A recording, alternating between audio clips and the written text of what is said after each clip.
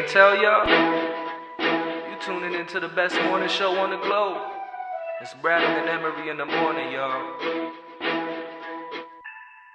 LeBron or Jordan, either one when I'm performing. Crossover, buzzer beater and I'm scoring. Bradham and Emery in the morning. Every play they on it, every day I'm ballin'. Who's the coach, who's the GOAT? Like Brady and Belichick, best show on the globe. And they embellish it, y'all pin Ziffy. I'm Ken Griffey or maybe Mahomes. I stay in the zone, whether man to man or play in the zone. They can't stop me, Mayweather boxing. Curry with the shot, man, we just the best to be. Can we have our SP please? This was meant to be. Every morning with Bradham and Emery. Yes, sir. You know the vibes. Brad Emery morning. Marques, Brad, and Justin Emery. Yo. Today it's a somber day. It is. It's one of those days that you remember where you were, what you were doing. This is an interesting week too. I did some research about today going in, and it's interesting all the history surrounding today. So Friday, this past Friday, which was the 22nd, was the 81-point game against the Raptors back in 2006. Yesterday was the 1-year anniversary of LeBron breaking Kobe's scoring record. Yes, I did know. I remember that was literally the day before. Yeah, and then you have. But wasn't that his last tweet? I believe his last tweet was congratulations for LeBron. Yep. And then you have today, which was the unfortunate passing at 41 years old of Kobe Bryant, his daughter, and the 7 others that perished in that crash. Talking about it is giving me chills because I'm just remembering. We did a show from my place, so I was sitting over there and right over there on the couch. In my normal spot, just having a normal Sunday. It's normal, restful Sunday. And the first place that broke the story was TMZ. And if you follow TMZ usually is about 20 to 25 minutes before anything hits anywhere else. Well, so for those that don't know exactly, TMZ, what it stands for is 30-mile zone. Right. So anytime, and what it means is the 30-mile zone around the greater L.A. county. Mm-hmm. So if there's news breaking in the L.A. area about a celebrity and TMZ is releasing it, more often than not, you can run with that. Yeah. I remember, I read, it said it, because I have, when you have your phone, you get the alert. Right. And then you drop it down, and you just see the headline. And I gasped. I didn't know what to do because I was like, this. And then it's just you get the doubt. There's no way that could be true. It's Kobe Bryant. There's certain people in life that kind of transcend life, and you believe that will live forever. And Kobe Bryant was one of those people that you just thought would be around in some capacity in your life forever. I'm 40 years old, so. For me, Kobe's a guy I feel like I grew up with. Yeah. I saw Kobe play when he was a sophomore at Lower Marion High School. I was in 8th grade, and I went up to West to watch him play. The only time they came to CB West, he dropped 35 as a sophomore, no big deal. But when he got the NBA. I'm 15, 16, so he's 18. So it just felt like every transition Kobe made through life that I made through life. And it was cool watching him, become a father and a husband, because I became those things all around the same time. And it's just sad in so many ways, but one of the ways that's really sad for me is that Kobe was a killer on the court. And Kobe didn't really show his true personality at all, while on the court. But I feel like the past couple of years after he retired, you really started to learn about Kobe the man. And, the Kobe the father, Kobe the husband, Kobe the businessman. He started to share some of his secrets. The impact he was having on the generation of basketball that was going to come, 2 or 3 after him. It's just all around a tragedy. It's one of those, like I said, I'm gonna ask you shortly, what where you were and those things like that. But I can think of 2 instances in my life where I remember exactly where I was when I was doing when a person died. It was Michael Jackson in 2009, and it's Kobe Bryant last year, where I can really close my eyes and go back to that moment of where I was and what I was doing. I can do the same thing for both of those people as well. Both of them. Now, Michael Jackson was much less. What's the word I'm looking for? Like when I was sitting literally in class doing work. Right. Like I was Right. taking a summer class. Right. It was my summer before I moved to college, Mm-hmm. and I remember I was like literally in school when it happened. So it was much less impactful because I was literally sitting in a classroom when it happened. Right. But Kobe, I actually tomorrow will mark a year since I had a massive job interview the following day. Like Monday morning, I had a huge job interview. Right. So like that Sunday, I was like, cleaning the house. I was just making sure that when Monday came, my week was going to start off right. Right. So my phone was in like the other room charging for hours. Like I would walk my dog. Like I said, I was cleaning my apartment, doing laundry, all this stuff. Yeah. And I'm like, all right, let me go look at my phone real quick. I flip it up. I had a ton of text messages. I had text messages from friends that I hadn't talked to in like 2 years. Right. But the first one that was like the very top one was from my brother. So I slid it open, and he's like, all it said is Kobe Bryant died. That's all it said. It didn't say anything else. Right. I'm like, okay. So I like, how like in the phone you see all the messages, so you Yeah. back up and you see your whole thread. Everybody was saying the same thing to me. Oh my God, did you hear about Kobe? So like I said, I had friends hit me up that I haven't talked to in years. Right. Tell me. So I go, all right, let me fire up the old Bluebird app. Right. Let me fire that up. Boom, front and center is TMZ. Yeah. I'm like, all right. So I put my phone down. I go out into the living room, turn the TV on, flip to whatever news channel, like that, the closest news channel I can flip to. Boom. Right. Everywhere. It's everywhere. Yeah. Everywhere. I immediately, and we have our jerseys, my Kobe jersey All-Star game sitting here right now at the table with us. Yep. First thing I did is I went into my closet and I just changed into the Kobe jersey. Yeah. Yeah, I'm not gonna say. I mean, I shed tears over this, man. Oh, yeah. I was devastated. Like the rest of the day. I mean, just now, like I feel emotional just talking about it because I feel like it's taking me back to that place of where I was and how and those feelings and. There was a mural constructed. Now, there were murals created all over the place, but there was one only about 10 minutes away from where I lived, my apartment. Wow. We're talking in the shadows of the Strip in Vegas, this mural was made. The day it went up, I went and I waited in line. Everybody, you could go there and take pictures. I waited in line and take a picture with my jersey at the mural it was at least an hour and a half, 2 hours. Yeah. But we're talking Vegas in July. Yeah. And not one person like complained. Everybody just posted up and waited. So I have a ton of pictures of my phone. I put them out on Twitter earlier today of like the mural and everything. Yeah. It's interesting like crazy. It's interesting like how with age affects so much where with me being 40, Jordan's my guy.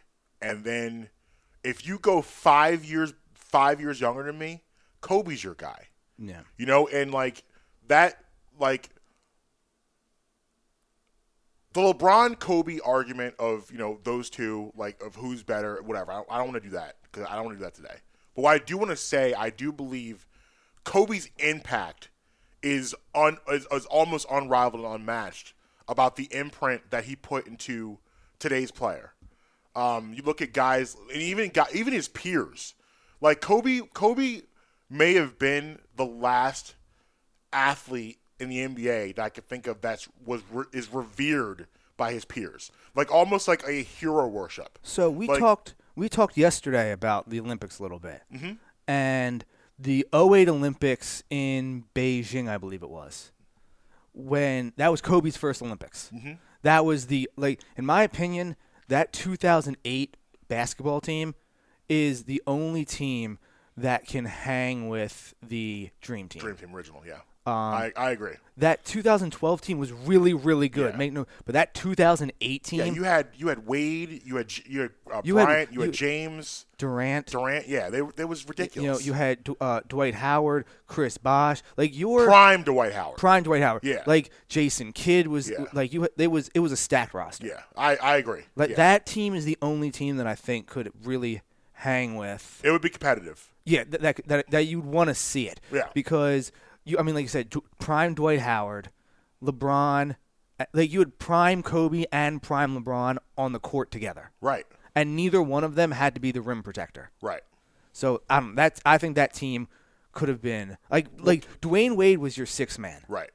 I was just gonna prime Dwayne Wade. I was gonna bring him up that he mentions that's where he became really close with Kobe. That's when he became like really close friends and stuff. So I remember because I would stay up to like 4 o'clock in the morning and watch the tip-offs because of the time difference. Yeah. And I remember there was an article by Sports Illustrated, ESPN, one of those outlets, that said that as far as the Kobe mystique and the allure, a lot of that broke away after those Olympics because Kobe before that was notorious for in the off season he's not working. Like you go around LA in the off season and you walk into one of we're not talking like your LA Fitness, we're talking your right, your prestigious and privileged workout facilities. Right. You go in there and anywhere around like the LA area in the off season, you might run into 3, 4, 5, 6, 7, 10 NBA guys all working out together. Right. Kobe was notorious for not working out with other guys. He just was like, I don't want you to know what I'm doing. Right. And all that. But a lot of that during the training for the 2008 team, obviously they were working out and everything together, and a lot that broke down the mystique for a lot of players because they got to see what it was. There was a story that Dwayne Wade and LeBron had showed up to the USA facility. Practice was at, say like 9 o'clock. They showed up at like 6:30 to get to stretch, watch film before practice. They were walking at 6:30. Kobe was coming out of his 90-minute workout when they walked in. Unbelievable. And they were like, "What time did you get here?" He's like 4. And they said practice isn't until 9. He goes, "Yeah, I know. I got here at 4." And that's just Kobe was in a sense of basketball. Kobe was Jordan's little brother, and then Kobe took that. It took a little bit, but then he became Kyrie's big brother. He became D Wade's big brother. LeBron and Kobe actually had a really good relationship that no one knew about because Kobe was he didn't want this stuff. Like you said, he was very protective of his physical environment for a very long time, and even when he started to relinquish that, he still didn't allow these people. Like, these guys didn't start talking about a lot of these stories and saying this stuff till his retirement year. When you started to hear some of the stuff, the impact he's had on these guys for the past years and so. And then, after he retired, he started really just diving into the idea of the Mamba mentality, the Mamba training facility, where they were heading that unfortunate morning. Yep. The mentorship that he had with his daughter, Gianna. And, you saw him really start to see his impact start to really spread and him getting to the idea of mentorship. Then he makes that, the Dear Basketball wins Oscar. The mentorship he's had with WNBA players, and they come to his facility and everything. I mean, he's just, his impact is still being felt today of, all the amazing things that he was starting to accomplish. And it's just unfortunate that we weren't able to see his second act because he's that person where people probably asked him tons of times, like, hey, what are you gonna do after basketball? What's your plans? And he knew, hey, you think that was something? Wait till you see my second act. It's gonna be better than my first. I believe in 20 years, look what he did look what the platform he created with Details on ESPN. That was his idea. That was his baby. Peyton Manning's doing a great job with it now, but Kobe started that. Yeah. And the idea of how to teach basketball, how to teach it better and understand it in an oral audience, through cartoons and the things he was doing things he was doing in film. He was getting involved in that area. And he was taking all the ideas and ideals that he had from basketball and bring him to his business life with that same mentality, like getting up early in the morning and going right to the office and sitting down and getting into it. And he said he was really starting to love all that stuff. But it's just a sad day, man, because it's just one of those things where it feels like it shouldn't be this way. We shouldn't be talking about this a year later. Well, Vanessa came out and said she doesn't want people to be sad. Yeah. Celebrate Kobe's life and to make sure that you go out and to conquer the day like Kobe would do. Yeah. So I was going to assume that moving forward, from a productivity standpoint, January 26th might be the single most productive day. I agree. Here moving forward. I 1,000% co-sign on that. It's gonna be a heavy Mamba mentality day. Because if he knew that people were upset and sad and I'm not saying that obviously he would he's one of the few guys who appreciates and understood their legacy. Right. So, not that he would be mad, but he would be like, don't mourn. Don't mourn. Go out there and conquer the day. Yeah, I mean, and Tracy McGrady, who was a really close friend of his. Yes. They came up together.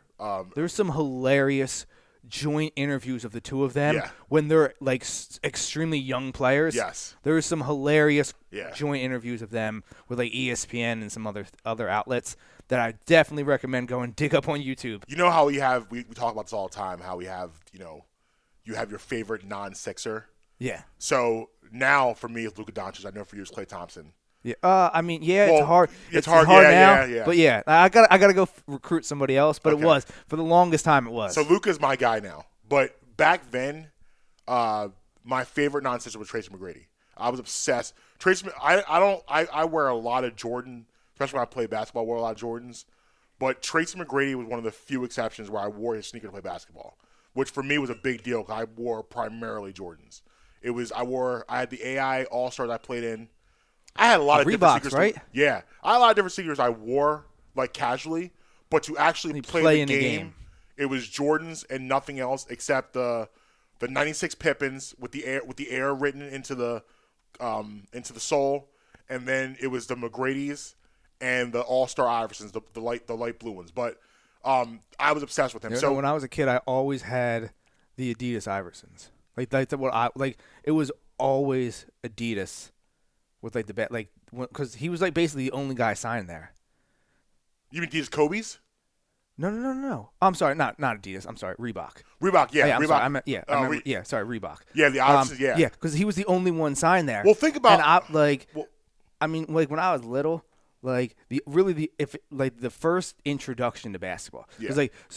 My dad was a huge baseball, football, hockey, not really basketball. He liked basketball, not really. So my first real introduction to basketball, besides just going out and playing with your friends, was when AI hit the scene. Yeah. So I was how old was it? 96. I was 96. Yep. 7, 8 years old. So I was I remember being 10, 11 years, 12 years old at the playground, being all right, how does he cross it this way or that way? Now I'm short. The one-handed one was nasty. Yeah. Now I'm short now. Mm-hmm. So back then I was even shorter. So dribbling through the legs was not necessarily ever going to be on the agenda. Okay. But I was so I would make up my own moves at the playgrounds by myself. Nobody else was making up my own moves. I'm sure traveling every single time I did it, but it didn't matter. Right. It didn't matter. But no matter what, number 8 at the time in LA was always the guy. Yeah, absolutely. And it's just weird, like I said, to sit here and talk about this and reflect on all this, but I'm going to ask you right now your favorite Kobe Bryant memory on the court. Okay. It's not really all right, so I'm going to this is two. I'm going to give you two different things because it's kind of two different interpretations of the question. My favorite probably the 81 because I remember Okay. I came home because I remember I forget what I was doing. For some reason I was at school late that day. Yeah. I was still there. Mm-hmm. I was still at school at like 5, 6 o'clock, and I'd probably practice or something. But I came home. I remember flipping it on, and it was like the start of the second quarter. And I just remember watching the whole game, and I just was like, I bet you if he wanted to do this tomorrow, he could. Like, I remember looking and being like, if he wanted to do that again, well, I bet he could. If you go through that week, it was like 80, 50, 45, 50, 50, 45. Yeah. Like, it was a week of just ridiculous. Yeah. He was just lighting everybody up. Yeah. But the other thing, and that was one of the on-court things that I was obsessed with, was late in the game, he'd always hit that three. The other team would call a timeout, and then as he's walking to his bench, turn to the scorer's table and just give that snarl. Snarl, yep. That is my favorite. Now, I understand it's not an individual moment. I hear you. But that, like, just when you saw that look, you knew you were losing that game. Yeah. Like, right. he wasn't going to miss another shot after Right. that, It's and not you were going happening. to lose the game. Yeah. I have two memories of Kobe I can think of. See, for me, Kobe and our relationship was a little complicated because I hated him. And Early when he on. lit up Vegas in the All-Star game. I hated him. I hated him because, like, he was a killer. He was, the misconception was always that, like, he was from this area, but he didn't own this area. And a lot of that comes from when the Sixers played the finals. play the Lakers in the finals. And he made the comment saying when to cut their hearts out. Well, we took that personally. That's why the following year he got booed at the All-Star game, which I know he took personally. But, like, so it took me a while. Even though I recognized his talent, I loved his game. I knew how good he was. It was hard for me to actively root for him because being here and how close that was and that team and everything like that. So I can think back to 1999. They're playing it was Utah. And the thing is, when he made that comment, he didn't it really bothered him that people didn't like that comment because he thought it was going to be perceived well. Like he thought that it was going to be okay. That's the mentality they have there. Yeah. I'm showing that mentality. Right, but you're saying it to us. But you're saying Right. If you said that about 28 other teams, it wouldn't. And it was mattered. the NBA Finals. Yes. So, like, of course, being the Finals, we were here to win too. But there are a lot of people that talk to him have said that like the fact that Philadelphia didn't embrace him till later in his career, really aided him. Yeah. And like he did take that personally. Right. No. Yes. 1,000%. So. How could you not? No, you can't. So they're playing Utah, and it's like 99 playoffs, second round, and it's late in the game. And Kobe, this is young Kobe. It might have even been 98, but number 8 Kobe. Yeah, this is young Kobe. Kobe. He had the courageousness of him to be like an 18-year-old kid, 19-year-old kid in the playoffs and be able to take these shots.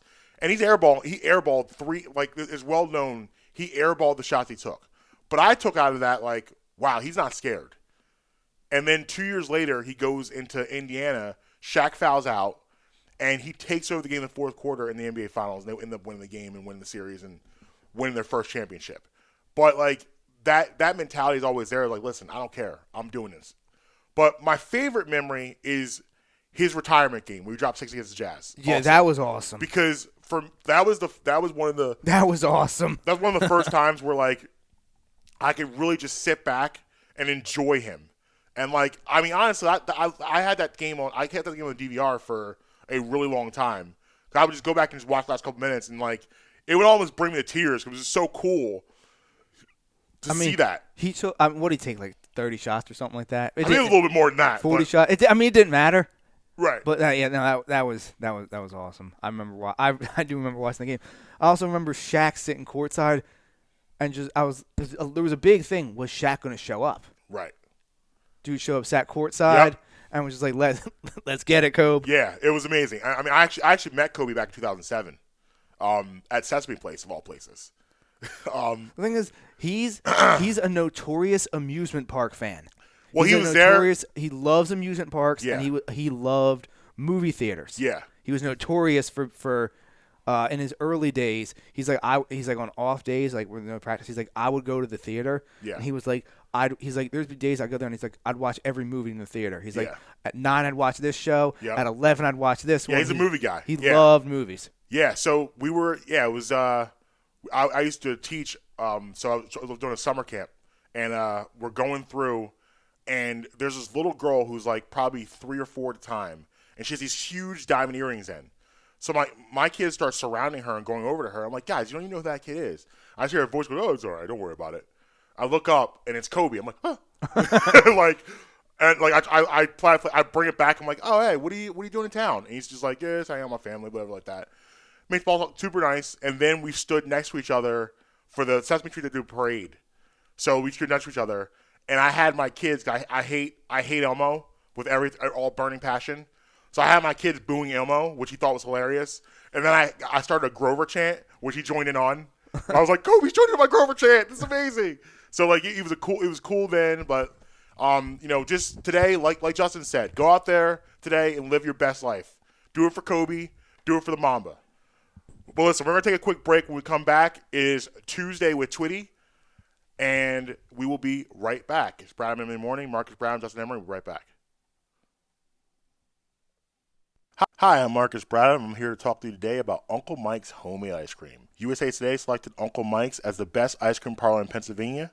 Uncle Mike's is a family-owned and dedicated to the production of premium quality gourmet ice cream and sorbet. Made fresh daily on the premises using the highest quality ingredients available, Uncle Mike features over 30 unique delicious flavors offered in scoops, sundaes, shakes, and special order ice cream cakes and pies. Uncle Mike's homemade ice cream is located at 537 York Road in Warminster. It's open all year round, serving you happiness one scoop at a time.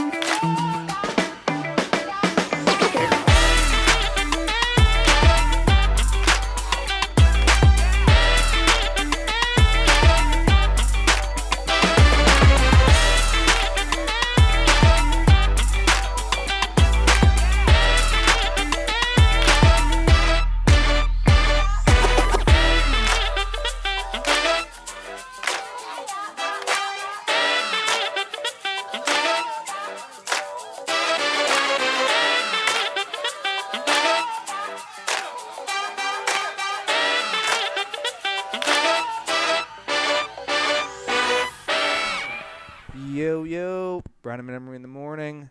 Justin Emery, Marques Bradham. Yeah, that was some tough talk in the beginning. Not gonna lie. Oh yeah, absolutely. Not gonna lie. Yeah. But on to some. Yo, get your tinfoil hat on real quick. Yeah. Got it on because we got our guy. Got my antennas up. It's Tuesday. It's 10:30, which means we got our guy, Twitty from the Twitty and the Brand podcast joins us. Twitty, how are you doing this morning, my friend? What up, what up? It is miserable, dreary, and rainy at my apartment, so just trying not to look outside. Oh, I hear you. I went outside this morning getting ready to come over here, and I was like, it's hailing. Yeah. No one wants that. I left the desert for this. Right. Anyway. Real quick, what is your top Kobe moment? Well, I mean, it's hard to go against the 81, but for me, it's got to be him losing to the Sixers in Game 1, because we really just felt like we had a chance here in Philly for 2 days. Yeah. That's fair. Yeah. That's a fair point. Yeah. That's a fair point. Listen, that is a hill I'm prepared to die on. That team was healthy. They beat that Lakers team. I will die on that hill forever. Man. It's not fun playing with that team in 2K Legends mode. I'll tell you that. Well, yeah. I don't. Yeah, I can only abandoned make them. so many in a row before the game's like, no, I don't care how open you are. Yeah, yeah. Eric's no. Put that down. No, but you look at the formula that they had in the way they play the Lakers. That same formula Larry Brown took to the 04 Pistons and won with them. The 04 Pistons were the last team to win without a big name superstar, and the Sixers had that big name superstar, and they had the pieces around them, but they just weren't. They were falling apart. Eric Stone had a broken ankle. George Lynch had a broken foot. Aaron McKee had a broken shoulder and everything else. Allen Iverson, his body was falling apart. Plus, there was a new AI story distracting people in the news every day too. Right. Dikembe had a broken finger. They were battered. And you look at games 1, 2, and 3. They were there in all 3 of those games. They really had nothing left after that.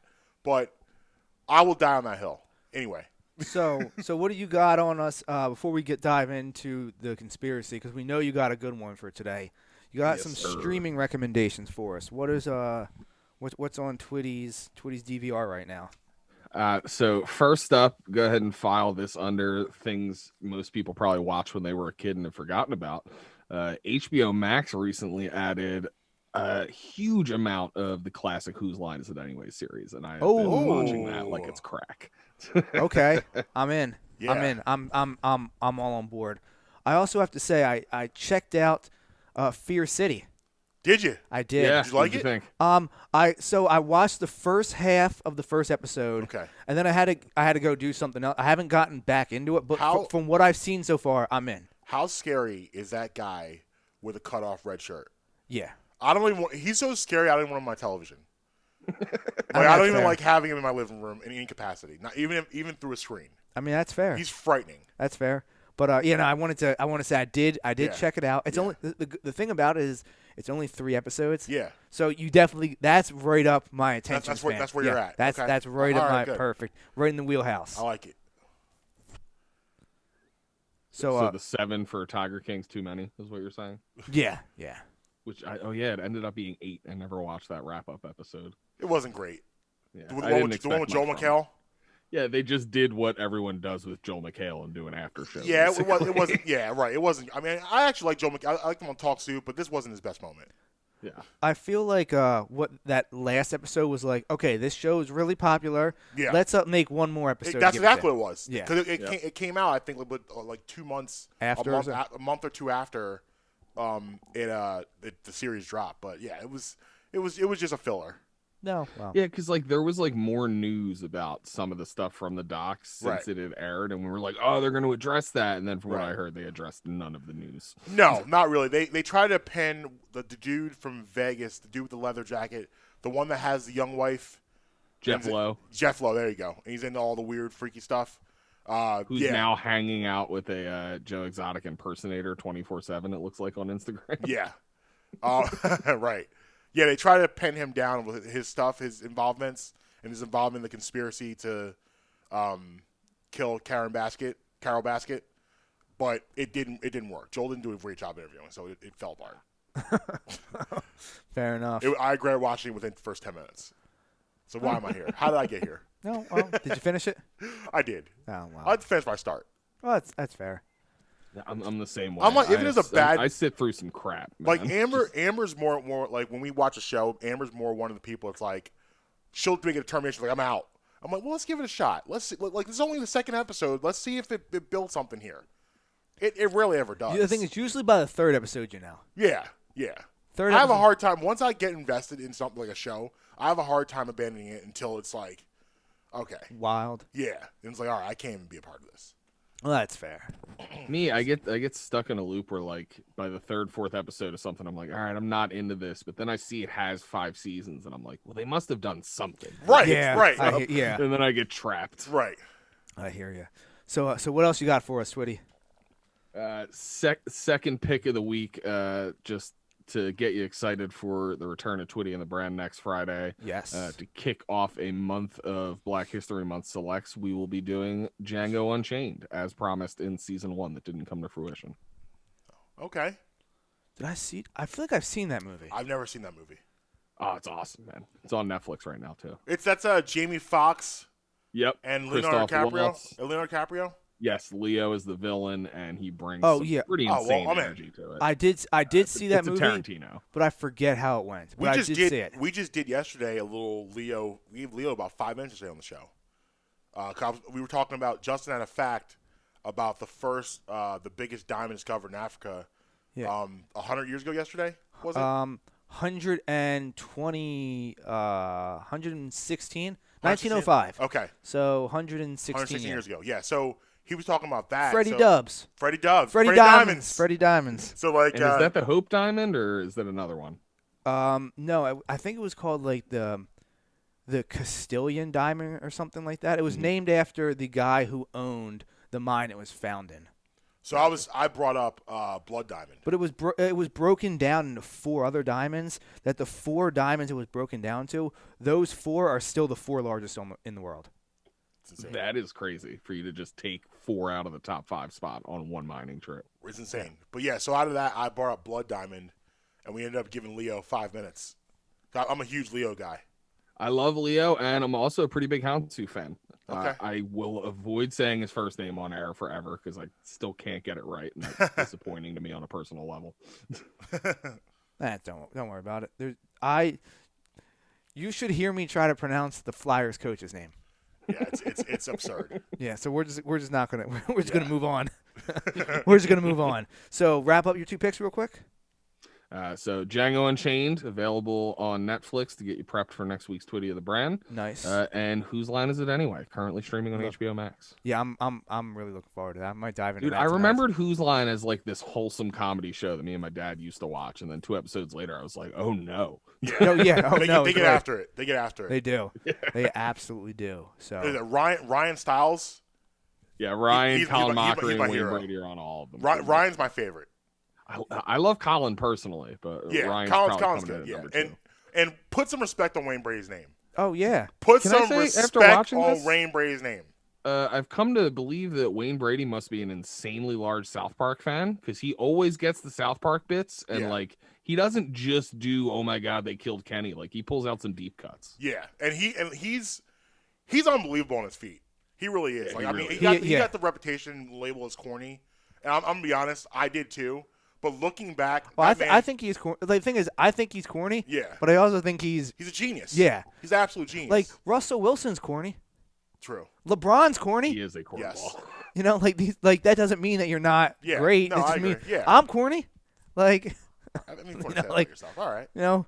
So, but I'm a big fan of Whose Line Is It Anyway. Yeah, me too. I remember that was on like what that used to come on like 10 o'clock at night, 9:30, 10 o'clock. 9, 10, ABC, Something like that, somewhere yeah. in there. Yeah, you catch it like it was right around the time when the Drew Carey show was taking off. Yeah, Yeah. which I was like, thinking about. I love Drew Carey show. Yeah, so like You can tell because they mention it just about constantly. On Yeah. I'm a Whose Mr. Line. Wick stan. yeah, Love me some Mr. Wick. yeah. Oh, you know what that means? Dun dun. We've in a time travel machine. Where are we going? So, that's hilarious given how this paragraph starts. Oh Lord. I The love year- this. This is. Yo, I feel like you just do this to piss me off. No, it is this not is- time travel related, but that Okay. parlayed perfectly into the first This is one of sentence. my. This is might be my favorite segment to look forward to every week. So, the year is 1945. A Polish lab technician has just found pieces of a scrap of paper stuffed into a toilet. He reads these and deems the information so important that he manages to get it into the hands of MI6 agents, who subsequently transmitted to U.S. intelligence. The paper turns out to be a list of German rocketeers and scientists who have been called back from the front lines in order to formulate a new plan of attack against the Red Army, whose recent victories ultimately pretty much led to the downfall of the Reich. In the hands of U.S. Army Major Robert B. Staver, however, this list became something else, and that is the start of Operation Paperclip. At the start of the war, the U.S. at the end of the war, the U.S. made major efforts to capture and recruit a large portion of rocket scientists on what's now called the Ozenberg list.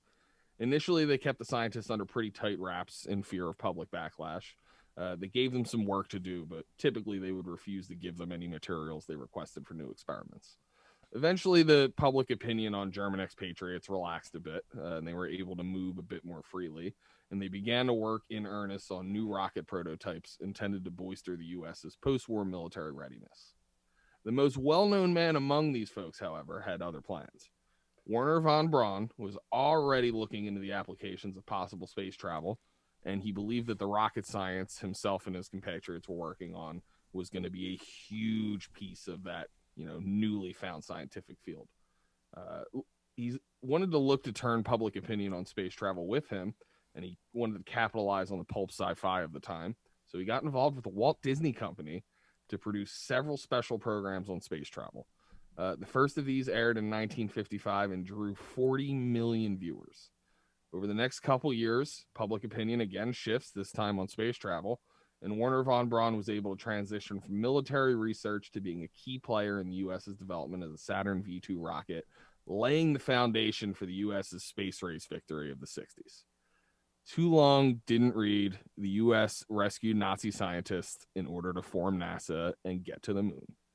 Usually this is the point where I'd poke holes in it or outright tell you it's false, but this one barely even qualifies as a conspiracy theory. It's demonstrably true. People just don't talk about it. And that's this week's conspiracy. You should see the look on his face right now. I was just wondering where that was going to end up. And it didn't end up where you thought it was. Not end up anywhere where I thought it was. People just don't talk about it. It's crazy. Like, it's just a fact. Like, yeah, that's insane. I will say, you should see, like, his jaw is hanging on the table right now, basically. Yeah, they avoided picking up any of the scientists who were doing like horrible human experimentation. Like they sent them to the Nuremberg trials. It's mostly rocket scientists we're talking about. Well, if you think about it, still pretty crazy. Yeah, if you think about NASA as a program, and NASA, it does a lot of great things. But NASA is like the tinfoil hat of our government, right? To an extent, yeah. Like NASA kind of is our like conspiracy branch. Oh, and yeah. who really knows? And who really actually knows what's going on down there? Like what I basically recognize NASA as, you got the satellites up there to kind of see, the rotations, the Earth, blah blah blah, all of that stuff. But who else really knows what NASA does? Listen, 365. There's a lot of talk about Area 51, right. And listen, as someone who has ventured into the abyss out that way, yeah, I believe all of it. Well, there's so much. Well, if you think about that area out there, like the desert, stuff like that, there's so much land and so much things that could happen. Hundreds and hundreds of miles. You could hide. You could hide things in places we would now, never even. I'm not incriminating myself right now. But you're gonna. But I might. Okay. If you wanted to kill someone and hide their body where no one will ever find it, the state of Utah is elite. All right. Okay. Went to a dark place. Okay. Is that just because Vegas is already full with everybody that got killed in Scorsese movies? No. The northern parts are. Go west outside of Vegas, you're straight. You go to the northern parts, all those sites are already filled up. Yeah. You dig 6 feet, you're going to hit an arm or a leg. There's no way around it. No doubt about it. Now, another thing interesting about NASA is NASA's had a lot of shady stories come out about them for 40 plus years. Yeah. And they're all kind of ignored. It's like, that's not a true. weird one because, like, you do see things like that happen. Yeah. But at the same time, you also see people make up the most outlandish stories about them purely because they see space travel as a waste of taxpayer dollars. Yes. And that's the controversial thing in NASA about how much money they get to do a lot of things they do, and is it necessary? some of the things I think are necessary, like, NASA plays a huge part, obviously, in our weather technology, which I guess is useless because meteorologists are the only people that can be accurate 25% of the time and still have a job. So I guess how good is that? But, that may come up in a later conspiracy story. I'm just telling you that now. Uh-oh. Love it. So, like, yeah, they have a do few things weeks like that that. he's But put away right now. they do things like that, but as you think about it, it's NASA is a controversy within itself. It is. They are. I've spent way too many hours watching documentaries about that. About NASA? About NASA, like space travel and stuff? Way too. I've dedicated a lot of time to that. I didn't realize you were a NASA man. Well, I mean, like sometimes, after partaking in certain activities, like it lends to it lends to the that conspiracy lifestyle. Yeah, absolutely. All right. And then you just deeper and deeper watching stuff like The Man from 3036. Yeah, there you go. Yeah, you just think things just happen. your mind takes you places, and next thing you know, you're watching Japanese cartoons on YouTube made out of claymation. What? It's so specific. I feel like you have a link to that's, something. that's aggressively specific. You guys ever been to the dark side of YouTube? No, not on purpose. I didn't know but there I've was a ended dark up side there. of YouTube. Oh, there's a dark side of YouTube. I learned about the Google dark side a couple years ago from a friend, but now I guess the dark YouTube side has of the dark side of YouTube. I will send this video to you guys. No, you won't. You're not sending it to me. I will not post it publicly because I do not want to scar anybody. I don't want that on my phone. Are you about to get my phone on a watch list? No. It's not. No, it's like I said. It's a claymation cartoon. Okay, how bad could it possibly be? Very bad. I've seen some really bad cartoons. This is one of those ones where it's like it looks like it's aimed at kids and then it gets real bad real fast. Yes, sir. Let me ask you guys a question There's about a lot of cartoons real those. quick, because you guys seem like cartoon people. Okay, I'm a cartoon man myself. I'm digging it up. I as you're am. talking. Justin is not. Oh no, I mean like So in the broad perspective of it. I'm no. not going to deep dive. This won't be a deep dive. There's cartoon. cartoons that I What's a very much enjoy. cartoon conversation? What was the last cartoon you like? The last era of cartoons you enjoyed, and how old were you then? So you mean specifically? Yeah, I want you to go back. Traditional children's cartoons, not like adult animation. Because like It could be tween. It could be in that neighborhood. let me I'll give you an example. I'll set the table. So for me, my last great cartoon run, I was like 14, and it was Pokemon, Yes. Animaniacs, Yes. Batman the Animated Series, Meh. Gargoyles, Yes. Awesome. Darkwing Duck. That was my last great run of cartoons. But I was like 15, and like I felt like they started to gear it. Like they knew we were getting older. They didn't want to lose us yet.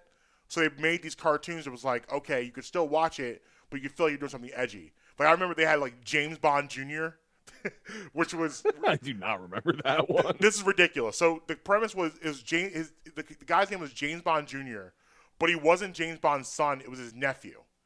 So how are you James Bond Jr.? Like as a kid, I was like, I guess yeah, his father was also named James Bond. Yeah, right. And as a kid, I was like, yeah, it's James Bond Jr., it's his nephew. And like now I'm like, you're an idiot for even believing that's a possibility. But I was so into the theme song, Bond, James Bond Jr.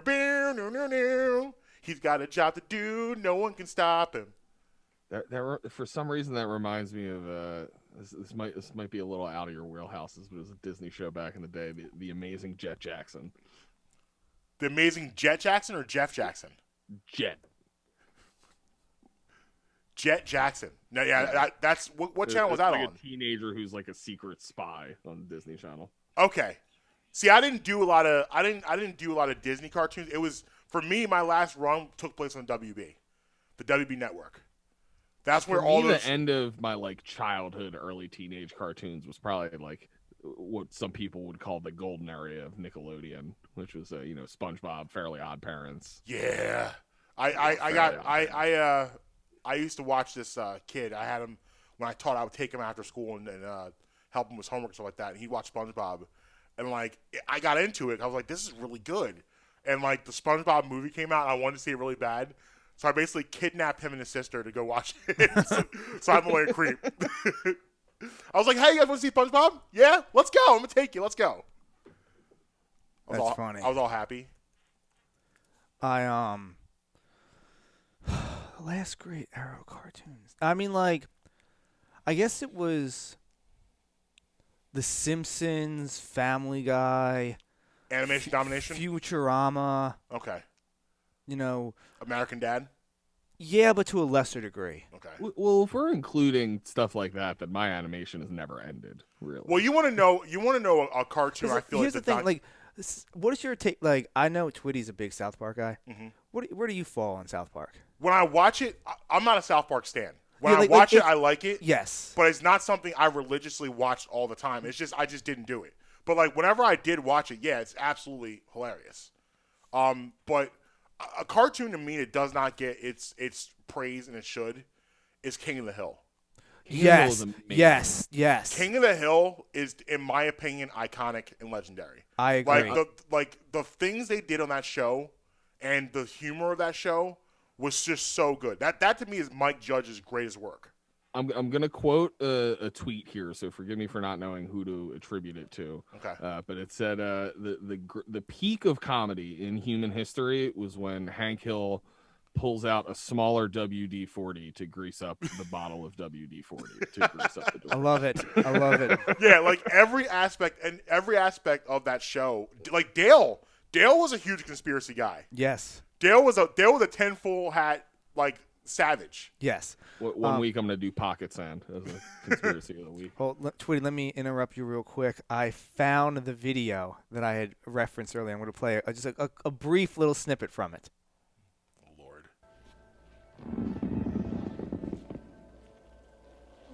Amazing. It's like an island.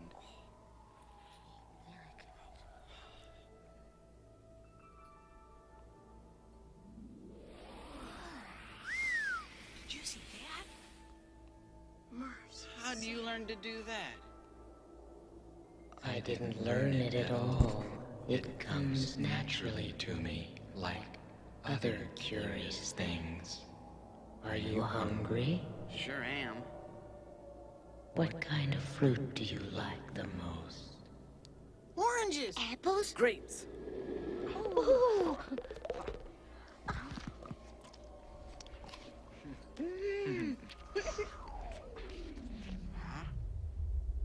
Where'd he go? What happened to him? There. What is happening? Oh boy. Can we help? You may make some people. I'll make the king and queen. So he handed the children little balls of clay I'm gonna to make a create the soldier. people. He just constructed a sandcastle. So he's like, draw the people. Look at that What little is the dark village. side of this exactly? It's just weird. What is the side of this? What side are we on? There. Here's a buddy. Okay, so he's. Now- Let me fast forward. So this guy has breathed life into the children's claymation people. And here it comes. And here it comes. And he just killed all of them. The children or the claymation The people? claymation people. All right, I have two takeaways. What are we doing today? Number one.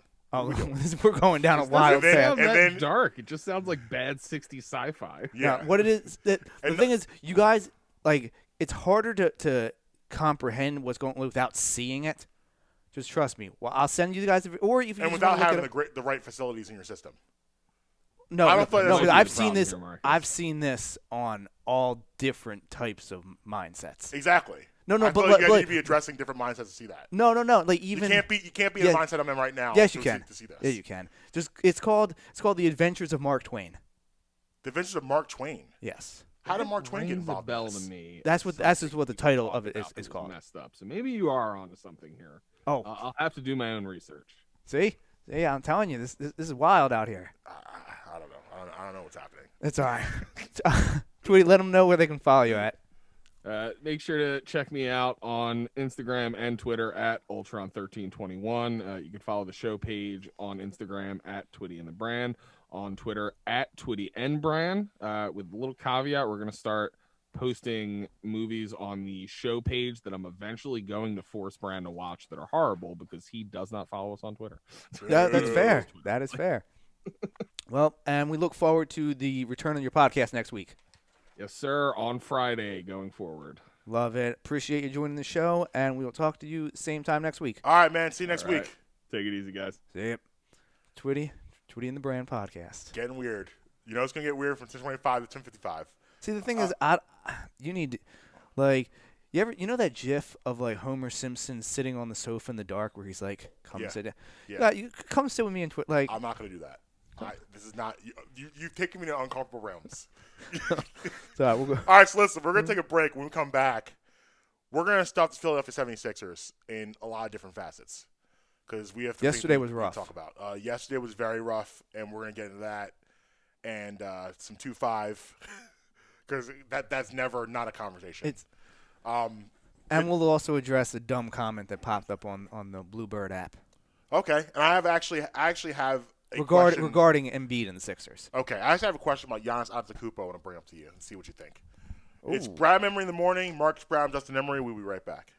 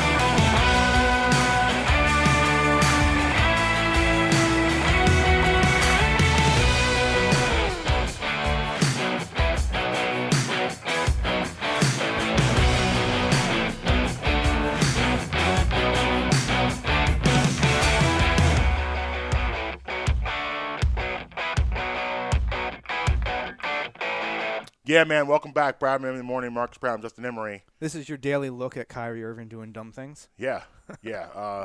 Kyrie apparently video forgot. just popped up during the break. Kyrie apparently thought this was 2019 and forgot that we are in the middle of a pandemic and hugging is not allowed.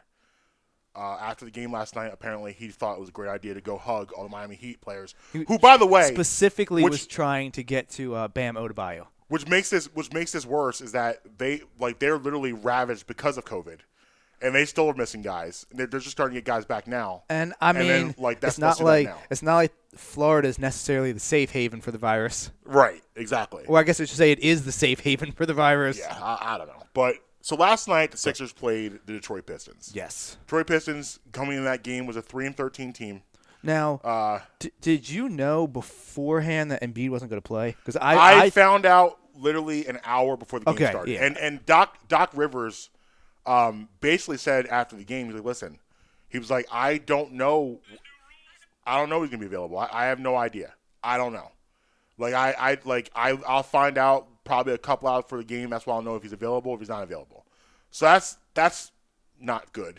That's how they have to operate because that makes it tough for I'm sure Doc to plan his lineups and what he wants to do. And he said that he thought he kicked himself for not starting Tony Bradley because it's obvious that Dwight Howard can't start in the NBA anymore. Yeah. That can't be his role. 35 minutes, Dwight Howard is just not something that can happen. So he needs to be the backup all the time. I'm sure next time Embiid's out, you're probably going to see that. But I'm seeing real quick this video from after the Sixers game. What is Mike Scott doing? Did you see this video? Have you seen this video I'm referencing to? No. So I believe is it Josh Jackson that plays for the Pistons? Is that his name? The guard. Mm-hmm. Is that his name? Josh Jackson. Mm-hmm. So he had some choice words that were picked up. Did you see this? He had some explicit choice words for Ben Simmons during the game. What did he say? I don't know if I can repeat it. Well, last night I was getting a little chippy between Blake Griffin and Keith Thibault. There's a sequence where Simmons is walking towards what I'm assuming is the scorer's table to talk to the ref to complain about something. And is it Josh Jackson, you said is his name? Mm-hmm. The guard. You can read his lips explicitly what he says to Simmons. And Simmons turns around, and you can't really see but you can say he says something back, and he just keeps going to the point that two refs walk over to separate them. Right. Well, after the game, Mike Scott, who is in street clothes, he is in jeans and a polo in this video, confronts Josh Jackson, and two security guards jump in and pull him apart. He's the enforcer. That's what he does. That's what he does. I get that, but how about you enforce with sneakers on and not some Gucci's? I mean, I respect that. Stick up for your stars. You're not gonna play. Stick up for your stars. That's your role now. You're this. And then conversely, who is Josh Jackson to? Right. Talk to Ben Simmons. Listen. Well, I mean, I get it. If you look this year, a lot of people were talking about Ben Simmons crazy on the court. The intimidation factor is over. Jaylen Brown told him it's too small. Jaylen Brown told him it's too small the other day. A lot of people were saying things to Ben. But did you notice though? A lot of people usually do it when Embiid's not on the court. Yeah, maybe there's a reason for that. But I'm not going from a fight. I'm saying when you're down by 20, you're much less likely. I want to be excited about this team because they're off to a great start. They're number one seed in the East. I am excited. They're fourth in the power rankings. How are you not excited? Because again, I see the ending of this movie. No, disagree. This cannot. You got a different director this year, though. Yeah, but you know what? We still have the same cast members. It doesn't matter. And one cast member is still not living up to his bargain doing the things he's supposed to be doing. So he's a key cast member. He's your supporting actor, and he's not doing the things he's supposed to be doing. So because of that, although when I see them all together and how well Embiid's playing, I'm gonna focus on Embiid for 1 second. I want to give him his flowers right now. Being in this area, we know when we're seeing something special. If you were around for Eric Lindros in 1997, you know what that felt like. If you were around for Allen Iverson in 2001, you know what that felt like. If you're around for Ryan Howard in 2006, you know what that felt like. Carson Wentz 2017. Chase Utley and Jimmy Rollins 2007. Carson Wentz 2017. You know what that feels like. Joel Embiid is having that type of year. I agree. We're seeing that in real time. I agree. And that's what makes this even more frustrating because I can't focus on that after watching the number one seed in the East get blown out. That game wasn't even close. They got blown to shreds by the Detroit Pistons, who were the worst, literally in a rebuilding year, the worst team in the East. 3-13 coming into last night. And I get it, Embiid's out. But those are games that you got to take care of. You want to know what Ben Simmons did yesterday? First half, 7 minutes. I know. 7 minutes, he fouls. He got into some foul trouble early, and as he smashed one of my parlays. So let me. I know you play basketball, so you understand this. I play basketball for years. Here's the deal when it comes to fouls in the first half.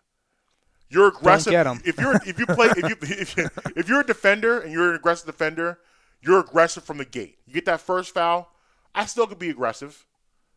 And still play my game. Second foul, okay. I now got to change how I defend. Yes. Yeah, I don't want to be an Olay but I have to change my trajectory of my defense. I can't be reaching in for steals. I got to be careful with the body. I can't pick up that third foul before half. Agreed. That can't happen. Then, because after halftime, you got 2 fouls, it resets you. It's almost like you have 0 again. Because now you can be aggressive throughout You got the third. 4 to play with in the fourth. Exactly. In the So second. now it's again same thing. Now if I get the third foul, I still can be aggressive in the third quarter. I agree. If I get that fourth foul, I got to reset again until the end of the game. That's obvious. It's an obvious breakdown what I just said to you. That's It's an obvious obvious. thing. It's obvious to us. How in the world? And this is not the first time this happened to him. He's already fouled know. out like 2 times this year. I know. And here's the deal, dude. Embiid's not here. We need you. Yeah. We need you tonight. We cannot I mean, Tobias dropped 25 yesterday. And He's another guy I want to be excited about. But I'm saying I love the way he's playing. He dropped 25. Yeah. And it didn't matter. Right. But you're getting my point where I want to be excited. I should be excited about Tobias. I should be excited about Special Embiid. I should be excited about Seth Curry. I should be excited about the way this team looks. But I can't be. You know why? 25. Because of 2-5. Because he's still doing the same things. Yeah. 7 minutes, 3 fouls in the first half. So basically, he's not even on the court. He's not even there for the most part. Then, overall, listen to this stat line from an all-star, okay? An all-star, your generational talent. And here's the annoying thing is he'll probably make the All-Star team this year too. Oh, yeah, just because it gets to the point when you make one, it just gets lazy and it's right in. So he ended with 21 minutes. Not good enough. 11 points, not good enough. 3 rebounds. I know. 3. If Embiid doesn't play, Simmons rebounds. Simmons should have 12 rebounds on games that Embiid doesn't play. 3 rebounds. At 6'10", you should have 6 rebounds by accident. But This the is- ball just falls into your hand. I was thinking this the other day.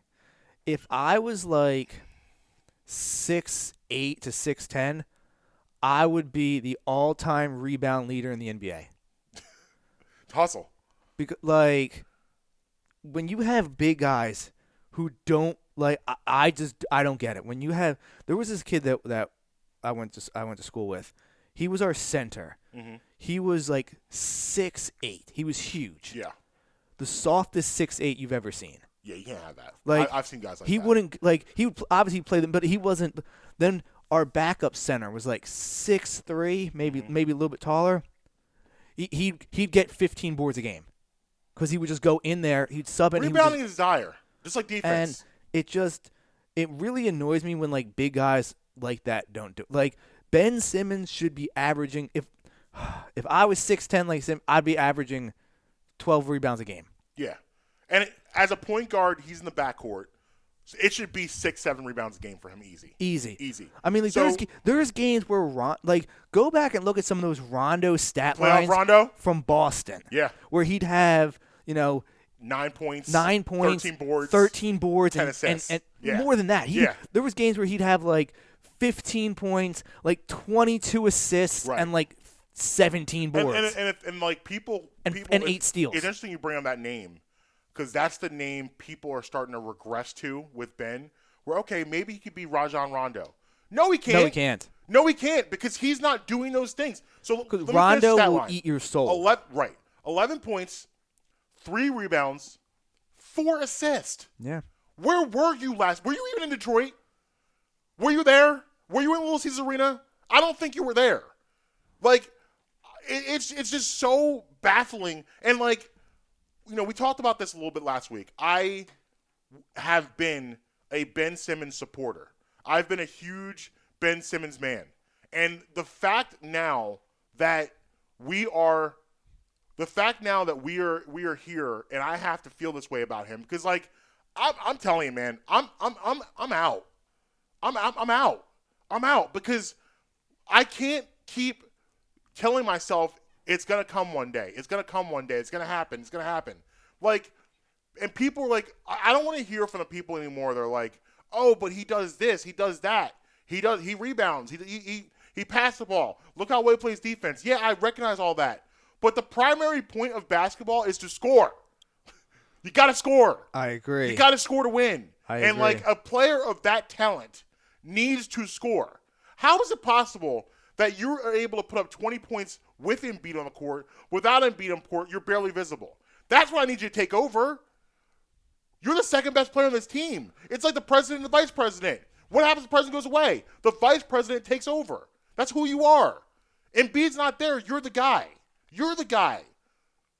You're putting on Tobias Harris. Tyrese Maxey put up 17 last night. Where were you? Where were you? Where were you? Non-existent. It's just to me, it's just so frustrating. I'm tired of the disappearing act. Yeah. Like, I understand that you're never going to be a 20-point average, scoring a game average. I get that. And I'm okay with it. Fine, it is what it is. But to be, like, literally, we just talked last week that he can impact the game without ever putting the ball in the basket. And then but like we said about Rondo, that's what Rondo was really good at. Yeah. Rondo didn't have to score. He But was the thing so is, effective. he so many never other plays. disappeared, though. Exactly. And I don't exactly. I don't understand. Like, I don't know. Is it because, like, he's from Australia? He doesn't when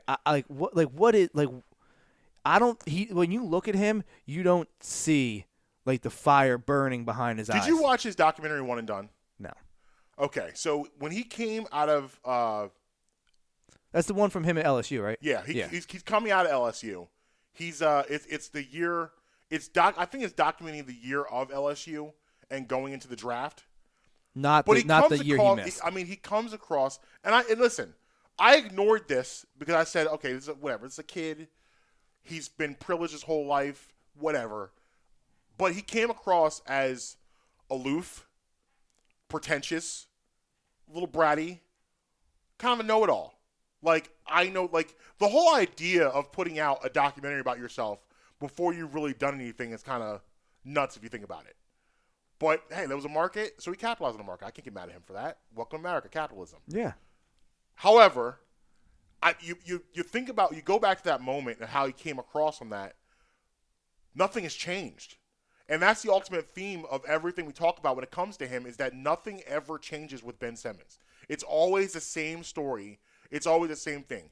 He'll once every 10 games, he'll tease you with an incredible stat line of like 26, 27, 15 assists, 8 boards. And you get excited. Your tongue comes out of your mouth like a cartoon, licks your face, and you're excited.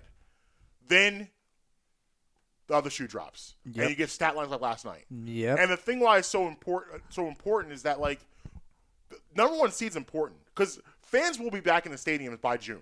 So when the playoff starts, you're going to have some fans. Yeah, I think so. You're going to have some fans in the stadium. And you have one of the greatest home advantages in the NBA. Yeah, you do. Like, the Sixers, their only loss at home in the past year when they only dressed 7 people against the Nuggets. Yeah. It's their only home loss. That's your thing. Your home advantage is your thing. What this year?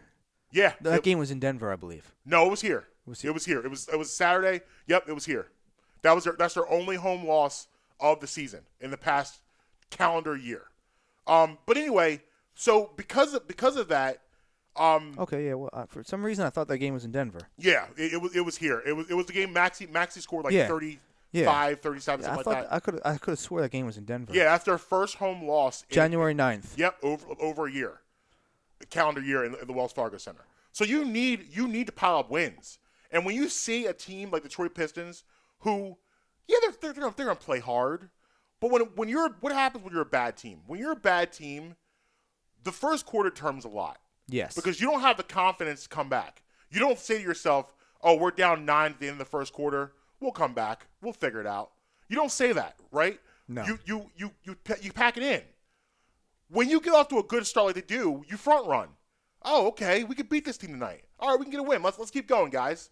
And it makes it harder. That's why you come out initially and you stomp on the throats of teams that are that bad. Blake Griffin's out there on one leg. He looks terrible. He looks terrible, by the way. Who? Blake Griffin. It's like God, he's done. It's almost a shame what's happened to him. As athletic as he was when he first came out. He's got nothing to give. Because, he's a guy that didn't really rely on fundamentals. He relied on athleticism. And when you rely on athleticism, you have nothing to fall back on. Yeah. Like James Harden, for instance. James Harden is not the most athletic person in the world, but he's a fundamentally sound basketball player. Yeah. So he'll be able to play for a long period of time. Blake Griffin, not so much. So Yeah, his explosion is yeah, right. gone. It's non-existent. I mean, he was being bullied by Matisse Thybulle last night. Yeah. That's why I was getting so frustrated. Is that Matisse Thybulle literally was doing whatever he wanted and controlling him, making him go where we want him to go. Played incredible defense on him. He had nothing. There's it's a really funny video. You can find it on YouTube. It's I forget if it's Blake Griffin's. It's when he's in college. I forget though, like at what point in time during the season. Yeah, Oklahoma Blake Griffin was scary hours. Yeah. And there's like a 5th or 6th grade Devin Booker that is trying to get Blake Griffin's attention for That's awesome. a autograph. Like he had come to like see like it was like the top high school recruits or you know how like whatever that thing's called. They have like all the top recruits coming into high school and everything. Not the McDonald's All-Americans, that's going into college. It's whatever it is when they're going into high school. Right. So like it actually pans the crowd and it's like here's like 6th grade Devin Booker and here's like 7th grade, D'Angelo Russell and like it just spans and you're just like, wait, Blake Griffin has been in the league for how long already? Right. But apparently like young Devin Booker was trying to get a Blake Griffin autograph and Blake just he's like, him. It's funny now. He's like, now he's got like 3 of my jerseys that I've swapped with him after the games. But he's like, I've got a couple of his jerseys framed in my house. So he's like, now it's not a big deal. But he's like, that's really fun. And the thing is, Devin Booker looks like he hasn't changed. Because the thing is, now he looks like he's still in high school. Right. Yeah, he definitely does. He definitely, if you threw in a backpack and walked to a campus, no one would. No one, yeah. Because he's not overly huge either.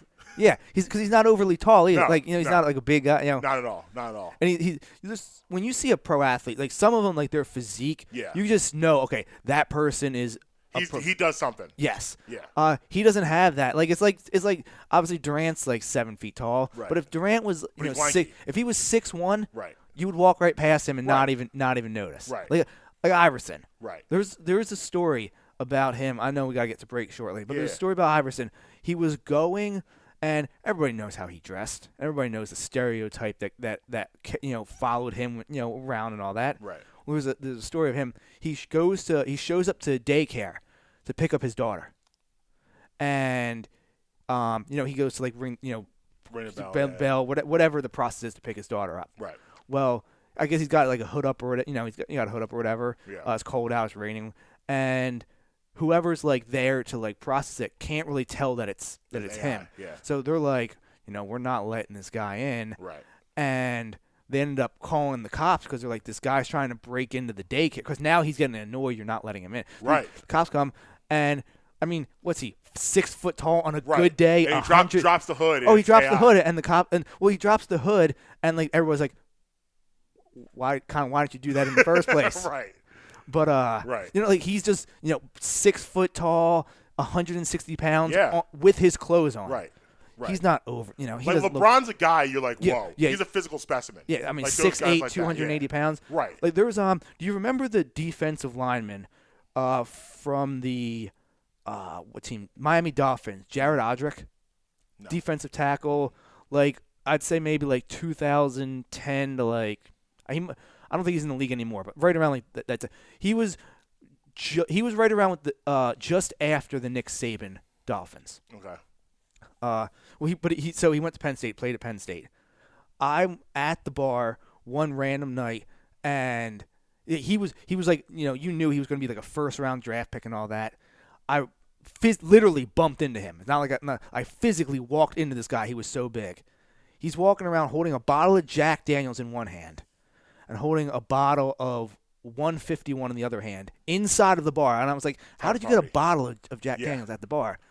But we're talking all of 6'5", 300, and you looked at him and you said, okay, that's an NFL defensive tackle. Right. So, like Navarro Bowman. I remember seeing Navarro Bowman like on camp. He like shirts didn't fit him. Like Right. his shirt looked like it was a full body tattoo. And you Right. looked at him and you're like, You saw the six pack like through the shirt. yeah. and- The same thing with Sean Lee. Sean Yeah. Lee. So he's not overly like ripped, but he's incredibly tall. yeah. And you would look at him, and you're like, okay, you like He does something. like the way that his physique was, that you just know players are different. Like there's some guys who's like, I've never run into him in person, but could you imagine like bumping into Calvin Johnson? Megatron? No, Yeah. I could not. Like you stood next to Kobe. What was Yeah. it, like 6'6"? 6'7", but Kobe was slender build. Yeah. So it's like to your point. If Kobe was 5 inches shorter, he He's would just- just blend in. Yeah. You know, but he was because he was so tall. You were like, you would have noticed. Okay, he does something. Exactly. Yeah, but yeah, I don't know, man. Like it's hard to enjoy what this team because like it's such bittersweet because thing like is, as much as I'm seeing eventually- right now, but I'm looking long term to the end of the season, and I don't like the way this movie is probably going to end. There comes a point in time when the word potential stops becoming a good thing and becomes a bad thing. Yep. And we're getting very, very close to hitting that mark. With 2-5. I mean, I'm kind of there where I'm fed up and I'm done. But we're gonna take a break, and when we come back, I want to ask you a question about Giannis Antetokounmpo. Yes, please do, because I have some thoughts about him. All right, cool. Brad and Emery in the morning. Marques Brown, Justin Emery. We'll be right back.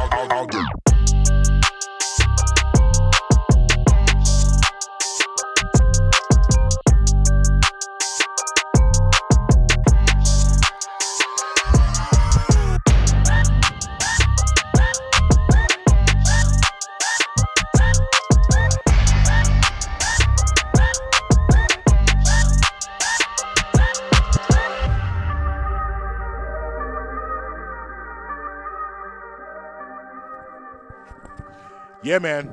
Welcome back. Brad Emery morning. Marques Brown, Justin Emery. I can't believe you've never been there. Yeah, we were just talking about on the break some Jenkintown spots and To get Drake's some- Tavern. I can't tell you how because my grandma lives in North Philly. Right. That's how I go down to. I pass Yeah, you it shoot all- right- shoot what was I shoot 611, right? Yeah, shoot right past there. I can't tell you. Amber even gets mad. She's like, "You say this every time we pass here. We never go." So- yeah, I always say to her, "I'm like, we need to get over So here." I'll give you the drop on Drake's a little bit. I like it. So Let's do it. My old roommate, his sister used to be the bartender there, so we would go in there frequently. Okay. And we also went to college. The guy that we went to college with, Mm-hmm. his brother. Now I haven't been there for years, but his brother used to be the co-owner of the place. Oh, wow. This guy we grew up with, his older brother. Okay. Like I said, I don't know if he still owns the place or not, but those people were actually the same people that own Kitchen Bar. Really? Yeah, they own Kitchen Bar as well. I've been the to same Kitchen the Bar. same like ownership group. I've done Kitchen Bar before. Yeah, so it's a very similar Setup? setup. Yeah, I'd say Kitchen Bar is a slightly higher, an RIP Kitchen Bar. Right. Slightly higher Clientele. class. Yeah, like Drake's really more of like a sports bar vibe. Yeah. Whereas Kitchen Bar was more of like a restaurant-y that had a sports bar in it. Yeah. Every Friday night they have beer pong tournaments. Really? Yes, and I have a couple of awards for hitting them down. Because if you win, your tab that night's free, and each person's walking away with $100 gift card. Well, So that's amazing. So I have some gift cards sitting at the house. Look at you. for some dubs. There you go. Have you had the burgers? Yeah. It's solid sports bar food. Like I wouldn't say that their burger is anything special. Like it's not. Oh god, but it's It'll get you through. It's very good. Okay. What I do like though is that they have one of those things. You know how like you brand like a cow or something with your symbol. They have one of those that they brand their burgers with. So when it comes out, it's the buns off. It says Drake across the Drake cool. towel across like the top because they brand it when they. Oh, that's doing cool. It. So that I do like that. That's cool.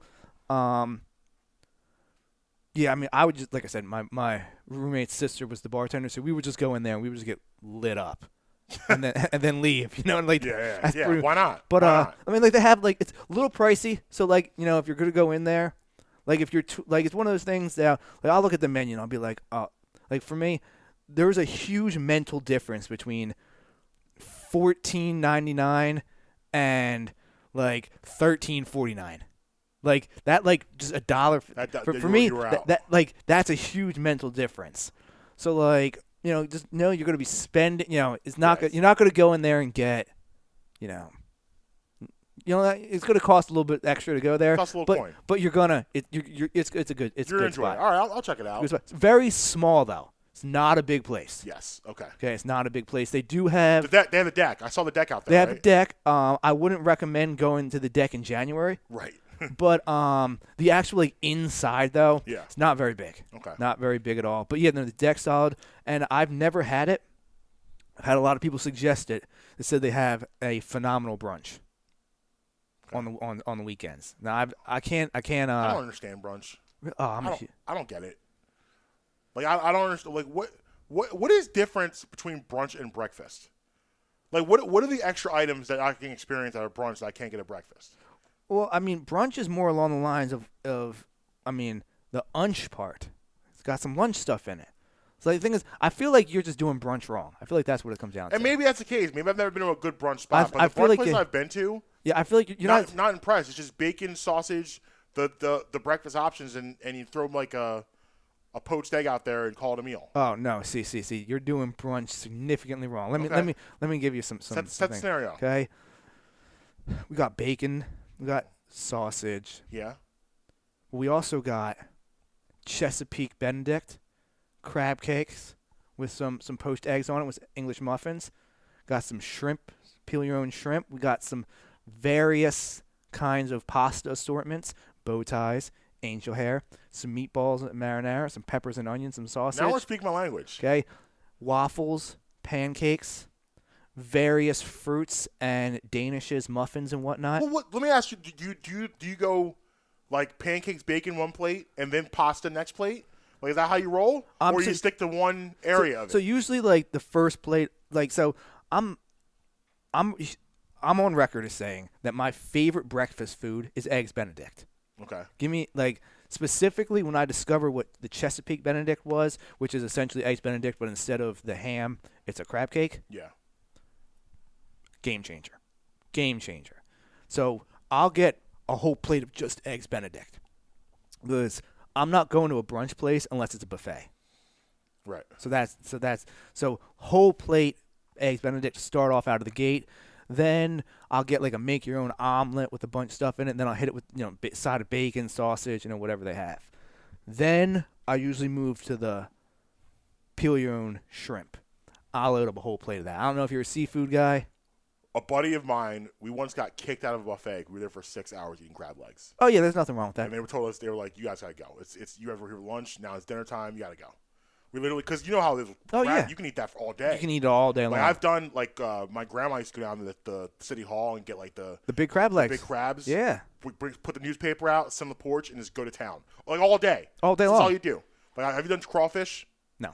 Crawfish is awesome. I mean, like, it's not my style. I enjoy it, but like I love seafood like that. But like, yeah, it doesn't fill you up, so you keep going. So you hit this, you get a whole plate of shrimp. Yeah. And then you make the transition to meatballs, pasta, raviolis, all that stuff. I'm not really a dessert person. I'd much rather have like more food. That's how I than feel. Dessert. At a buffet, that's how I feel. Yeah, so I always skip the dessert. Like they have different things. Yeah. But hit me with a couple of mimosas because I'm a big champagne guy. I'm a huge mimosa man. Well, I'm orange juice and champagne are very high up on my list of drinks that I like to consume, and then you pour them together. Yeah. So yeah, you get a couple of those. What I used to do,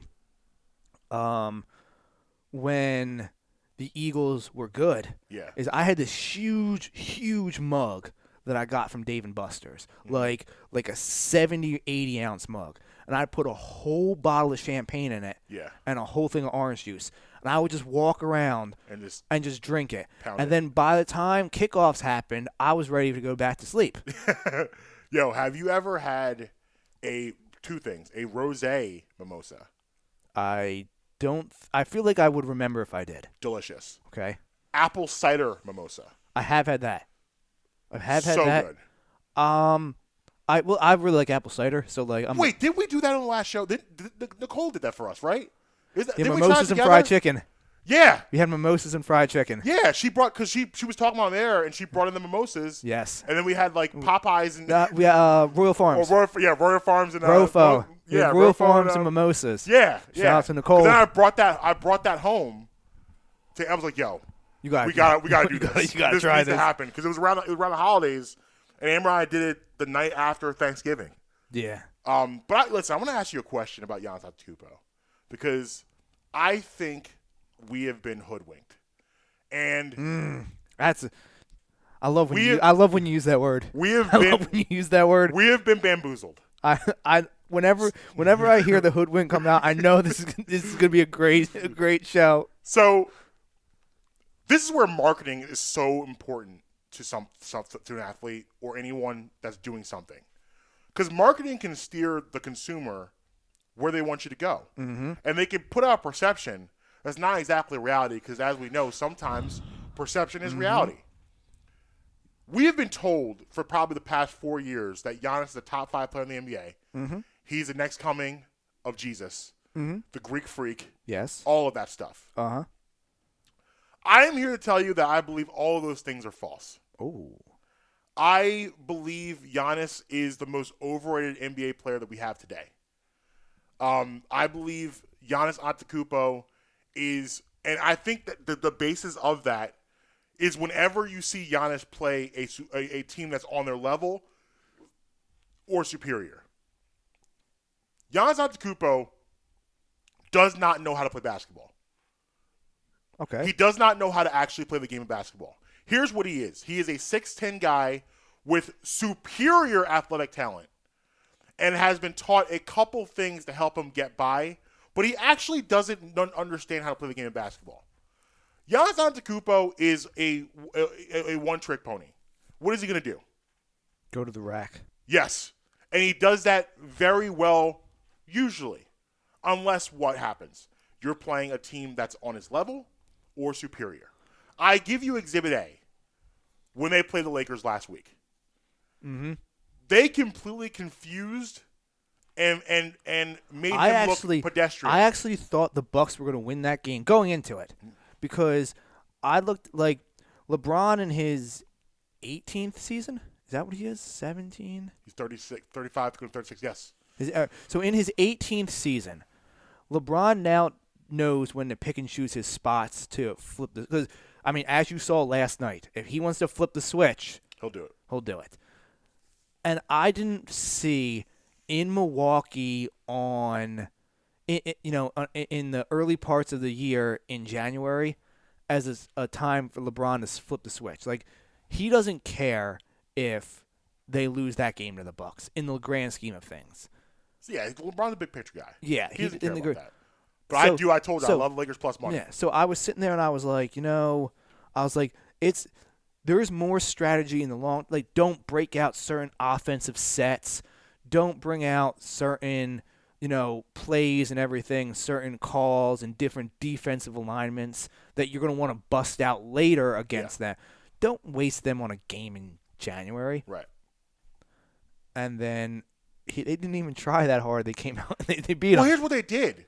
They just said, listen, we're going to put our bodies between Giannis and the rim. Yeah. And that's what we're going to do. And make him pull up. Alex Caruso, Anthony Davis, Kentavious Caldwell-Pope, Montrezl Harrell, whoever you want to name, they all made a decision that we're putting our body before the rim.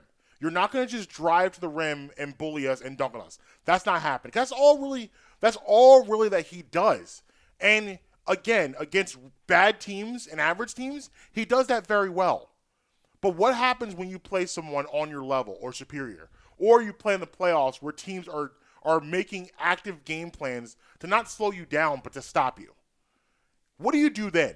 What happens then? 2 years in a row they've lost as a favorite in the playoffs. And he has not had good playoff rounds against those teams. He was suspect against Miami this past year in the bubble. The year before, he lost Toronto. They should have lost that series. And they were up 2-0. They ended up blowing a lead. And he just remember that press conference where he just rolls out and leaves Chris Middleton hanging. Yeah, right. Was that 2 years ago or was it 3 years ago that happened? I feel like that was 2 years ago. Was that after the Toronto game? I think after Toronto. So I think we have been fooled by him because he's represented by Nike, and it is in Nike's best interest to make Giannis Antetokounmpo look as great as possible. So the whole campaign and the whole image of Giannis is actually stronger than his game. The image means more than his game.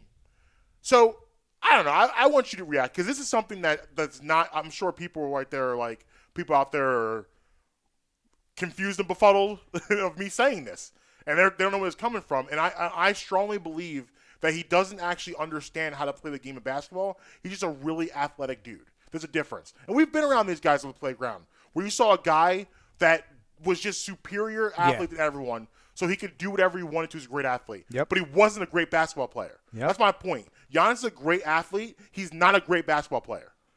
I mean, some people said that about Russell Westbrook early in his career. Yeah. He was just all energy, hustle, and that was just putting him over the top. Now he's obviously evolved. You don't play 10, 12, 13 years in the league, whatever it is, without evolving. Right. But a lot of people said that about him as well. Mm-hmm. I see Giannis as a better version of Ben Simmons. Like, he's such a you can't not have Giannis on the court. Like you just can't not have him. Like 6'10", that athletic ability and enough skills that he has to be on the court. Right. I don't think anyone's saying he's a complete basketball player. Either one of them. I don't have him in my top 5. I don't know how no. you can. But what was it? Was it back-to-back MVPs he won? Yeah. Or? You look at I don't get look at 98% of the list around the league of top 5. People are putting Antetokounmpo in the list. No. I'm not. He's not. To me, he's not there. There's no way I'm putting him in my top 5. If top five to me and my criteria are the elite of the elite, and you're talking of guys who are closers. You're talking about guys who the last 3 to 4 minutes of the game, you want the ball in their hand, and they're going to take you home. He's not that category for me. And it's a tribute to his athleticism that I have in my top 15, top 20. He's in there because he has to be, because he's a superior athlete. But again, not a superior basketball player. I agree. He plays dumb basketball. I was literally yelling at the TV because it was infuriating watching him time and time again do the same thing over and over again and expect something to change. Like you can't, like in the NBA, if these guys are too athletic to let you run over them, they don't want you to. Most guys in the regular season are going to make business decisions. I'm like, listen, I'm not going to take a 280-pound man running full speed into me in a game in January. Most guys are going to do that. Yeah. But you get to the playoffs, we're trying to win a championship. Oh, So yeah. The mode switch. So now, that's Ben Simmons' problem. Yes. Now it's like I'm taking this charge because we're trying to win a championship. But so then what happens to his game? He doesn't know what to do at that point. That's all he does. He can't. Does he have a fadeaway jump shot? No. Does he have a pull-up jump shot? No. Does he have a three? No. Does he have a one step to the left? No. One step to the right? No. It's full straight ahead. He doesn't That's have. it. He doesn't have the moves. He's not a good basketball player. He's not a good basketball player. He's a good athlete, and we have to learn to separate the difference because it's separate. It's not in one. It's not one blender. It's separate. I agree. Yeah. Oh, I'm on board 100% with everything you said. Right.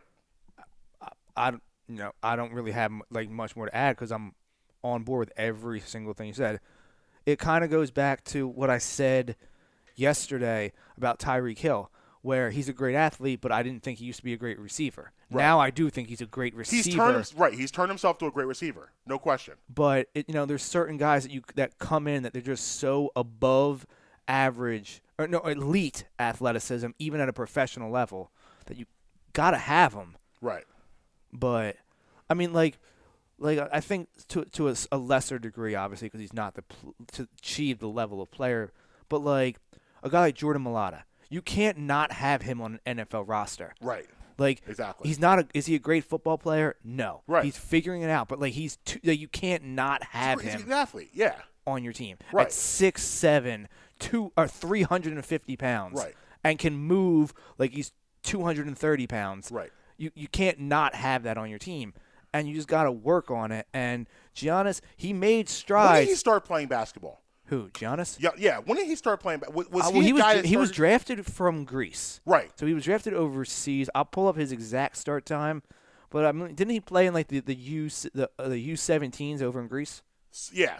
I'm not sure. Like I'm not sure if his story is similar to Embiid, because I look at a guy like Embiid. Embiid started playing basketball as well known at 16 years old. And 15, 16, something like that. Like he's like what was he? He's sophomore, junior in high school? Yeah, he was a volleyball player first. Yeah. And he started playing basketball. He actually tells a story that watching the 2009 NBA Finals with Kobe, that was the reason why he started playing basketball. So, but he took time to actually learn how to play the game. He learned footwork. Oh no, he learned angles. He's been playing basketball since he was 13 years old, Giannis. And he was, which is kind of a late start still. It's yeah. not Embiid, but it's late start. And he was playing competitively in the youth leagues by 15. That's late. I mean, that's a late start. 15 competitively in youth league is pretty late. Yeah, but he was still playing 3, 4, 5 years before Embiid. Right. Like as far as like age development goes, like Embiid didn't really start playing competitively till like his senior year of high school. And that's a deeper conversation we don't have time with the day, but I'm sure we're gonna get into, is my problem with the AAU style of coaching and the way basketball is taught now on a levels before college basketball. Like there's too much focus in the lower levels of winning. Like I'm sure Giannis, being the athlete he was a dominant athlete in school. So it was like, I'm skimming through right now. It was just like, keep doing what you're doing, Giannis. You're gonna win us games. You're gonna win us games, because these guys are all trying to better their positions, and they're not worried about what actually is gonna happen to the player. There's not enough teaching of the game of basketball. There's more, we want to win. Like if you're, I'll put it this way. He was pro in Greece at 17. Okay, I'll put it this way. If you were coaching from the ages of 5 to like 13 or 14, winning should not be something you should be considering. You should be trying to teach the game of basketball. And if you're not committed to teaching the game and having these kids understand how to play the game the right way, I feel like Larry Brown saying that, but understand how to play the game, then you shouldn't be in there. If winning is your focal point, you shouldn't be in there. And a lot of problems with the AAU environment is that that's what it's about. We need to win because I want to get my spot somewhere else. I'm trying to go somewhere else, live my dream through you. It is no longer about teaching the game how to play the game. So you're having a lot of these guys come to the NBA an undeveloped product. Yeah, they're not ready. There was this coach that coached Little League baseball. Yeah. Now when he was he's an older guy. When he was younger, he actually played baseball in college. So he got to a higher pretty high level of competitive play. Yeah. he to this day is the best coach that I've ever been coached by or heard from a non-professional level. Right. Like, he could go into a Major League Baseball spring training, and he could command the respect of those players. Right. Like, the way that he just broke it down for you, like, it didn't matter. And there would be, I remember, like, he was never really my coach one-on-one, like, for my team. He more coached, like, the younger levels of our school. Right. So, like, he coached, like, the 4th through, like, 6th graders. So by the time I was in, like, 7th, 8th grade, getting into high school, he was coaching players younger than that. Right. Coached my brother a lot, though, but he didn't, like, just like you said, yeah, obviously you want to win the game. You don't want to lose games. Right. But he would sit there and he would rattle off the stat sheet, and he would be like, tell you about this. It's like, Yeah. That's all I care about. Right. Like, and he would have players, like, almost every year he would have, because eventually he got to a point where he was coaching high school. And when he was the high school coach, he was almost yearly putting out college prospects. And that's important. That's what you look at more so than your like, if you can produce top level prospects, that's better for your resume than winning 15 championships. Look at, what I mean? Look at a great. I'm not gonna. Nick Saban wins a lot of championships. I want to use him. Look at John Calipari in Kentucky. Yeah. Like John Calipari, Kentucky doesn't win a lot of championships anymore. If you look at it, Well, they've won a couple, year, but every year they produce top level NBA talent, and they're usually a bunch of one and done guys. Mm-hmm. But because he is a firm believer of teaching the game, like he teaches, so these guys come to the NBA ready to go. Tyrese Maxey. Yeah, Tyrese Maxey's ready to go. If you go to Kansas, Kentucky, what are some of the other blue blood schools? To a lesser degree, Duke. Yeah, but like you go to Duke's in conversation. like Duke, Carolina. Yeah, like these guys have come out like Ready to go. fundamentally polished. Yeah, because you're looking at Mike Krzyzewski, Roy Williams, John Calipari, Bill Self. I mean, some of the greatest coaches we have in college basketball and in sport. And I'm sure if you talk to these guys, they would also say the same thing about the AAU program and how AAU has ruined, in a lot of ways, the way guys are learning how to play the game. Also, AAU has also made everybody friends. Right. And I'm not saying that you shouldn't, not be, but like it's like I played with you on this team and that team, and they're here, like. Right. I don't know where this came from before we go to break. I want to tell a quick story. It was a story that came out a couple years ago about a guy who coached, and he said, I would inherit guys who were 10, 11, 12 years old, and they had no idea how to handle the ball. The reason why they had no idea how to handle the ball because they were always the taller kids when they were younger, so they were told to just stand underneath the basket. Yeah, and just get the ball. That's wrong because now you don't know that his height is going to continue to develop. That post is going to be the only thing he can do. But now he has no ball handling skills, so he's behind the 8 ball because, again, all you wanted to do was win games. That's all you cared about. This goes back to, I'd mentioned, I think it was last week, I mentioned my brother's friend who was very good at basketball. Yeah. But his, like I said, the fundamentals that he had were just so, he was a smaller guy, so he's not going in the post anyway. But he learned, above average handle. Right. Above average vision. Above average shooting. Like, he learned from an early age, learn the game, and then physically mature and let your physical talents match up to your skills and your knowledge of the craft. Right. Real quick, though, NCAA. And what is it? NCAA, they didn't do the tournament this past year. Yes, yeah. $800 million they lost last year. Oh, but I heard it was higher than that. 800 M's. I thought it was. I heard it was more than that. The figure came out 800 M's. Whew. That's a lot of M's. That they're having a tournament this year. Yeah, there's no, March Madness. Yeah, I mean, March Madness is taking place no matter what happens. Now, I had said, I was on record as saying I'm not a college basketball guy. Yeah. So I haven't made a bracket in 5 years. Okay. So personally, it didn't affect me. But I know all the college basketball people out there, you definitely wanted it.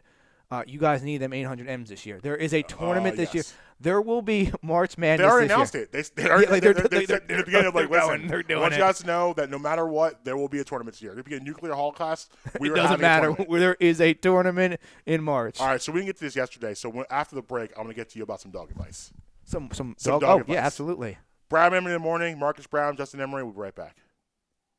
Hi, I'm Marcus Brown. I'm here to talk to you today about Uncle Mike's homemade ice cream. USA Today selected Uncle Mike's as the best ice cream parlor in Pennsylvania. Uncle Mike's is a family-owned and dedicated to the production of premium quality gourmet ice cream and sorbet. Made fresh daily on the premises using the highest quality ingredients available, Uncle Mike features over 30 unique delicious flavors offered in scoops, sundaes, shakes, and special order ice cream cakes and pies. Uncle Mike's homemade ice cream is located at 537 York Road in Warminster. It's open all year round, serving you happiness one scoop at a time.